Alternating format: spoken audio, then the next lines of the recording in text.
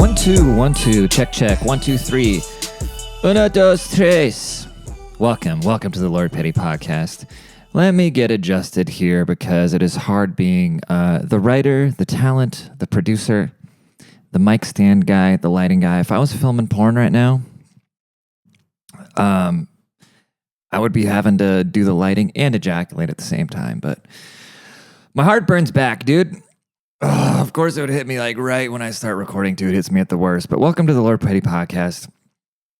I'm going to take a quick sip.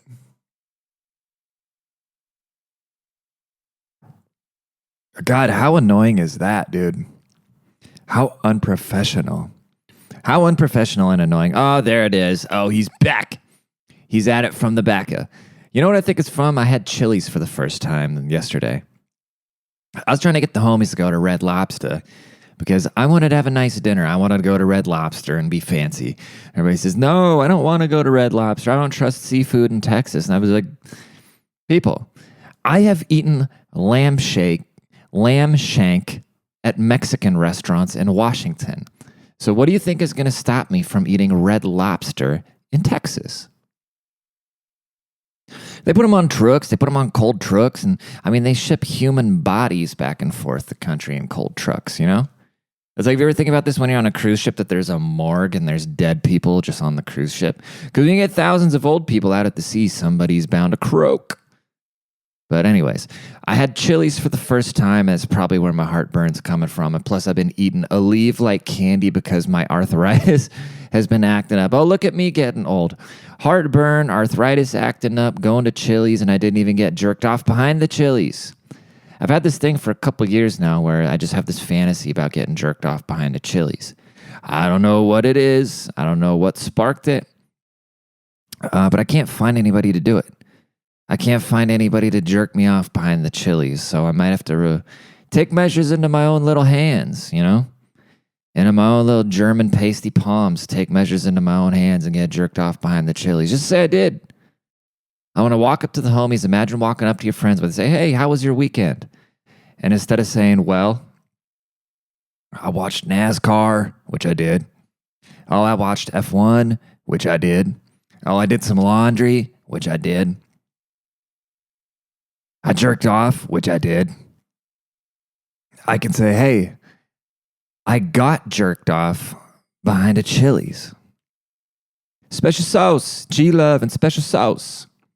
That's probably where the name G-Love and special sauce came from. Oh, man. Holy indigestion. Oh, man. You guys want to know my secret of looking so young? It's feeling like an old man. It's everything you see on the exterior. Like when I tell my age to people and they go, whoa. It's because I look 25. I feel 65. I'm not going to last long, dude. So, you know, it's a grim reality. But I don't like to think like that. That's why I don't want to smoke cigarettes. I don't want to eat unhealthy food. I don't want to do all these things because I wrestle with my immortality. Because I think, okay, if I already feel this shitty at 30, how the fuck am I going to feel at 60? But by that time, maybe modern medicine, if, you know, they don't put all their stock in trying to give people COVID vaccinations and they actually come up with like autoimmune disorder medications. Yeah. People are like, oh, do you ever go see a therapist? Like, no, what the fuck am I going to tell them? My feet hurt and I'm sad? Everybody's sad. You think I want to talk around and sit around and talk about my feelings, even though that's what I'm doing right now? Am I projecting? Oh my God, maybe that's what's happening. But no, I don't want to go talk to some stranger. And a lot of people, you know what's funny when you get on Tinder and stuff like that, or when you make a Bumble account? It'll ask you what your interests are. And then one of the interests is mental health. It's like, how's that an interest? That's just something you do, you know? Is that how fit people say that? Oh, I'm into fitness. Like mentally ill people say, oh, I'm into mental health. The people that can't pay off their student loans and shit, the people that think there's no difference in men and women and whatnot, they're like, oh, I'm into mental. For the fact, just because you are mentally ill, it does not make you an expert on mental health because you go and see a therapist who's probably just as nutters as you are because we search out therapists that'll reaffirm our sadness and just tell us what we want to hear. Therefore, I think that whole therapy thing is bullshit. What are we all just going to sit around and say, oh, I'm sad? That's because we had nothing else to do. Do you think there's depression in war-torn villages in Africa? No, they're trying to get fucking water and not get gunned down by machine guns. Do you think they have time to sit around and talk about how sad they are? Dude, America. I love America, but it disgusts me. Same thing, just the West in general, dude. I love it, but it disgusts me. We're such pathetic creatures at this point, dude. That's why when people come here, you know, that's why when like Hispanic people and Asian people come here, they just fucking kill it. And Indian people, you know, they come from these places where it's way harder. And they come here and they put in that same effort and they get richer than all of us. You know, people want to talk about like white privilege and shit like that. Look at the wealth. Look at where the wealth is going, dude.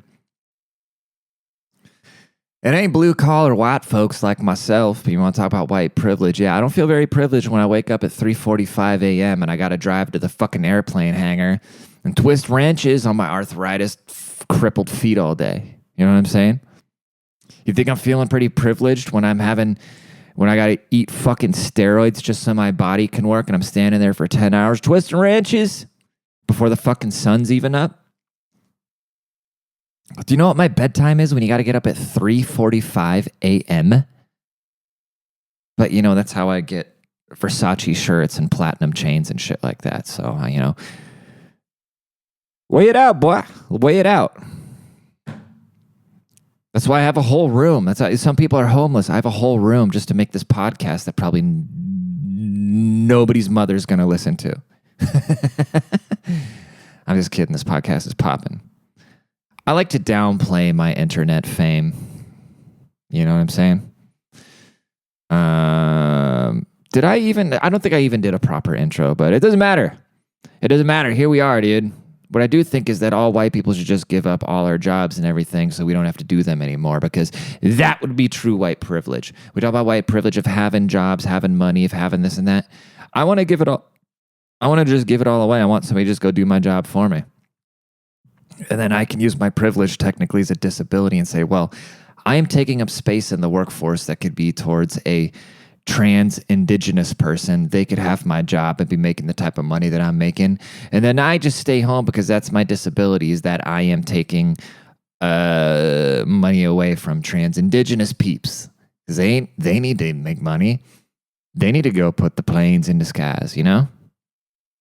Then they can have money to go get jerked off behind the Chili's.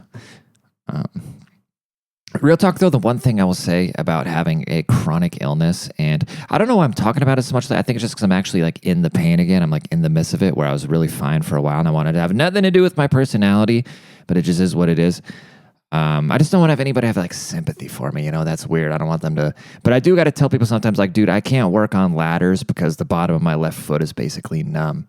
So when I get up high, I get vertigo because I can't really feel my feet. People just think I'm a big bitch with heights, which I am. But the reason I'm such a big bitch with heights is because I can't really feel the bottom of my left foot. So I feel really, really clanky on a ladder. Excuse me. But the good thing about having a chronic illness is that on the days where you feel good, there ain't nobody gonna fuck your day up, dude. The days where you're not in pain or having some sort of like flare up, you look at the people that are getting mad about shit like politics or traffic or whatever the fuck it is, the ice caps melting or nuclear war, and you're just like, you know what, my feet don't hurt. I don't give a fuck about anything. Ain't nobody killing my vibe. You put on Kendrick's Bitch Don't Kill My Vibe, bumping all the way through, and you say, yep, you ain't fucking up my vibe. Somebody cuts you off in traffic, you're like, yeah, whatever, dude, fuck that guy. That guy's life probably sucks. He's probably driving home to his fat San Antonio wife. Here I am driving home in no pain at all. Ain't nobody gonna fuck my shit up, dude. That's what you gotta. You gotta have boundaries. You gotta have emotional boundaries and not allow people to fuck your shit up. Because if you let people fuck your shit up, they will fuck your shit up because people got nothing else to do. America's too comfortable, dude. We have self-driving cars now, bro. We got self-driving cars. You can order booze to your doorstep. We've gone too far. Well, you can probably order booze from a self-driving car where a robot will put the booze in a bag and then it'll just shove it on a Tesla. Like as soon as Tesla and Amazon come together and form some mega monopoly, The communists are going to win because automation will have just shut down any need for humans. It is getting scary, like with Chat GPT and stuff like that. Makes you think, what are a lot of these people going to do? So you really got to find them. Like the job market's already kind of, excuse me. It's already kind of hard to get a good paying job unless you put your time in. I really don't have a lot of sympathy for homeless people. We can get into that in a minute, but it's already hard to get a good paying job and find an area where you can afford to live a good life and whatnot. So a lot of creative jobs are going to go away because of technology. Before, automation was really stealing a lot of factory workers' jobs and shit like that, which, if you go back 10 years, all these fucking pompous techie liberals would be like, oh, well, learn a skill that isn't blah, blah, blah. Learn how to code. Yeah, bitch, all the code's already been written now. You can just create a fucking engine and just create it, or have a robot create it for you. So now you're like, oh, I can't pay off my student loans. Well, bitch, learn how to weld. Fucker. But yeah, I don't feel that bad for homeless people because I look at it like this. Of course, I have compassion for people sleeping out in the streets. Those are my fellow humans, right? But we all fall on hard times. But right now, if I were to lose my job, become extremely ill, whatever the case may be, I don't even have a lot of friends. I'm a fucking introvert. But I know that somebody would let me sleep on their couch and let me get back on their feet. Whether it's my parents, my aunt, my friend Alan, just like people from work, like whoever it may be. I know somebody would let me stay with them for like a month or whatever, just to get back on my feet and get a new place or whatever it may be. But so when you see these people running around, shooting up heroin, running around committing crimes in the middle of the street, you got to ask yourself, like, how many chances have they really pissed away? How many people have they lied to, stolen from, done all these terrible things to where nobody wants to help them? Think about your friends. We all have friends that are pieces of shit, but most of them you would probably give a chance. Like, I don't want anybody living with me, but what if my good friends was down? I'd be like, okay, dude, well, I got a couch. Come stay with me. Like, if you're really down and out. But if I came home and they weren't doing anything every day and they were stealing from me and doing drugs and shit like that and taking advantage of my kind-hearted nature, hell no, they'd be on the street shooting heroin immediately. I have no patience for that shit. And so when I see somebody that's already at that point where they're like just a complete, lost cause, because you see the social workers go out there and try to help them, try to get them off the street, try to get them jobs and into shelters and whatnot, but they got to get clean. That's always a stipulation. They got to get clean. They say, no, we don't want to do that. Which, blame the drugs, blame whatever you want. But at the end of the day, am I going to invite that into my life? No. 48 Laws of Power. Avoid the unhappy and unlucky. It is contagious, because it is. When you let miserable people around you, you're just going to absorb that shit, dude. So if you have somebody that's just constantly going through it, avoid him at all costs. It doesn't make you a bad person. It makes them a bad person for wanting you to drag you into it. Avoid him at all costs, dude. Because you can't help anybody. That's why you put, when the plane's going down, that's why you put your mask on before you put on somebody else's. Because you got to be able to help yourself before you can help anybody else, That's what we're always, we do both. We're quick to point fingers at other people before assessing ourselves, and we have an opinion to help others before we ever help ourselves. A lot of us aren't in a position to be helping others. We got to fix ourselves to be able to fix others, So a lot of motherfuckers shouldn't be having kids. People, sometimes the children fix them, I guess. I don't know. Oh, that heartburn's bad. Oh my God, I'm so disappointed.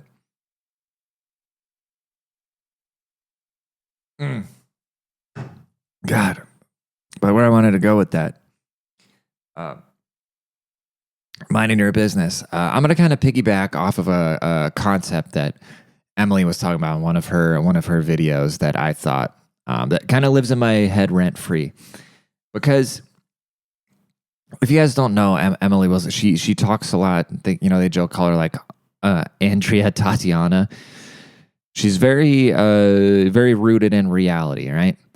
And so she made a video criticizing feminism and whatnot. And then all these women came out of the woodwork. They're like, oh, pick me, pick me, pick me. And I actually talked to her about this on another podcast. You can actually go watch that podcast on my YouTube channel. Just search our names and it'll pop up. But so they call her a pick me. And then there's plenty of other women that get called. It's kind of the term for a woman that says things that men like. They call them pick me's, I guess. And I find this very interesting because, and she, there's, like I said, this is piggybacking off of her take, but we got to perpetuate good ideas as much as we can. I just want to be able to give credit where it's due. Is that she pointed out all these girls calling her pick me will have their fucking tits out. Who are you sticking your tits out for? Men. So you're basically, I don't understand. I don't get this, why women can't just admit that they wear makeup and get cute and do all this stuff for male attention. It's fine. You think I'm wearing this shirt to impress Bob at the machine shop? Huh? You think I'm wearing $1,000 shirt to impress Fred at McDonald's? No, dude. I want to look good for women. I want to smell good for women. You think I want to smell good for fucking Derek at Starbucks? No, I don't give a shit. If it was just a bunch of guys running around the way, it wouldn't even make sense. But for some reason, women just can't admit that they like male attention. Say, oh, I don't need no man. I got an OnlyFans. I'm independent. Bitch, you're literally dependent on what you call toxic masculinity. Men sexualizing you for your income. Why can't they just admit this, dude? You want to talk about toxic masculinity? It's like your whole life depends on toxic masculinity. Men built the world because they want to be they want to get laid. Just admit it, dude. I don't know. It is what it is. Last point I want to make, last thing I want to get off my chest, and sorry, I'm struggling.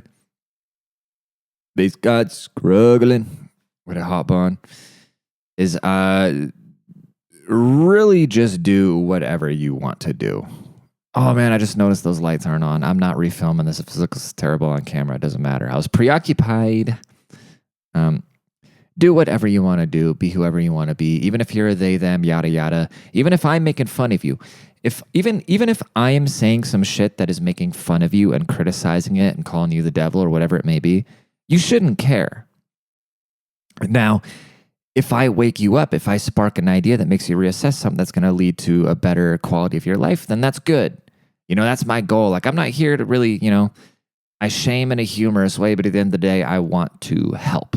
You know what I'm saying? I'm not just trying to whatever. I only criticize behaviors that I think are destructive. But even if I'm making fun of something that brings you joy, like if I'm making fun of going to EDM concerts or something like that, you shouldn't care. Do whatever you want to do, because guess what? Nobody really cares. And not even your fucking funeral is going to be about you. I heard somebody that, like, even your funeral, the people going to your funeral, they're going to be like, oh, well, I'm hungry. This is a song that I want to listen to on the way there. And then they're going to get there and be like, I don't want to see this person here. And they're going to want to leave. Even at your wedding, you think you're a special day? No, people are worried about themselves. They're going there to meet other people. Your birthday, everybody's going for their own enjoyment. Everybody is just out for themselves. So you should do whatever you want to do, but treat others well. And that's how we're going to end this episode. Go do something fucking nice today. Go buy my book. Go read it. A lot of good messages in there. Tell somebody about the podcast. Rate and subscribe to all the channels. And I will talk to y'all next week. Big deuces.